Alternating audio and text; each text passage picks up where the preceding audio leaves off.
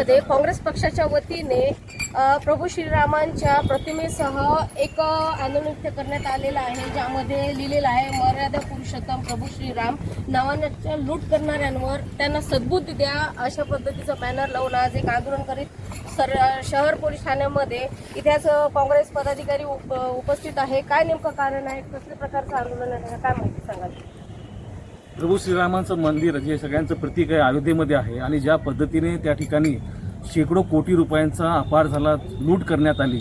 खऱ्या अर्थानं गोरगरीब जनता त्या ठिकाणी विकास कामासाठी आपण आपले पैसे त्या ठिकाणी त्या पेटीमध्ये टाकत असते। काही दानशूर व्यक्तींनी चांदीच्या विटासुद्धा त्या ठिकाणी दिल्या, पण आज ज्या पद्धतीने त्या ठिकाणी ती लूट करण्यात आली त्या संदर्भात SIT स्थापन झाली, तरीसुद्धा अजून त्याचा अहवाल नाही आणि त्या संदर्भात जे या ठिकाणी चोऱ्या करणाऱ्या माणसांना अजून कोणी जेलमध्ये घातलं नाही। तर ही जी पद्धत आहे, म्हणजे एकीकडे त्याला संमती दिली का, एकीकडे आपल्या देशाचे पंतप्रधान प्रत्येक अयोध्येच्या प्रत्येक छोट्या छोट्या शिलान्यासाला जाऊन त्या ठिकाणी आपण श्रेय घेण्याचा प्रयत्न आपण केलेला आहे। मग आज एवढी मोठी चोरी झाली, आपण आज कुठे आहात?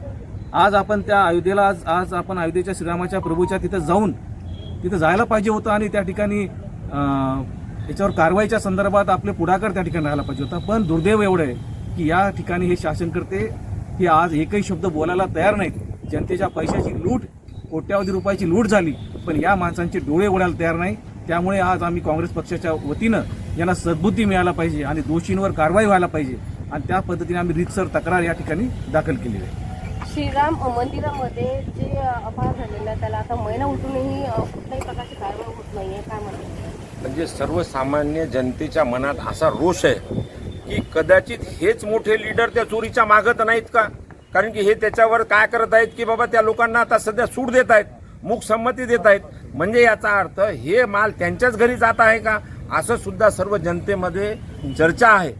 तरी आमची साहेबांना विनंती आहे की हे सगळ्या गोष्टीला उघड पाडून ज्यांनी चोरी केली त्याला कठोर शिक्षा द्यावं आणि आमच्या जे सध्या श्रद्धास्थान आहे त्या श्रद्धास्थानाला सर्वांनी मिळून सर्व देशाच्या लोकांनी न्याय मिळाला पाहिजे, आम्हाला एवढंच मला विनंती करायची। आपण सद्बुद्धी मागितली आहे, नेमकी सद्बुद्धी कुणासाठी मागितली आहे? ही सद्बुद्धी आमच्या देवस्थानाच्या जी चोरी झाली ते जे लोक तिथं आहेत काम करणारे त्यांच्यावर जे आमचं शासन बसलेलं आहे त्या शासनाने या शासनावर शासनाच्या लोकांना सद्बुद्धी द्यावं की हे जे चोर लोक आहेत यांच्याकडून ते माल हस्तगत करून परत मंदिराला मिळून द्या आणि त्यांना सजा व्हावं।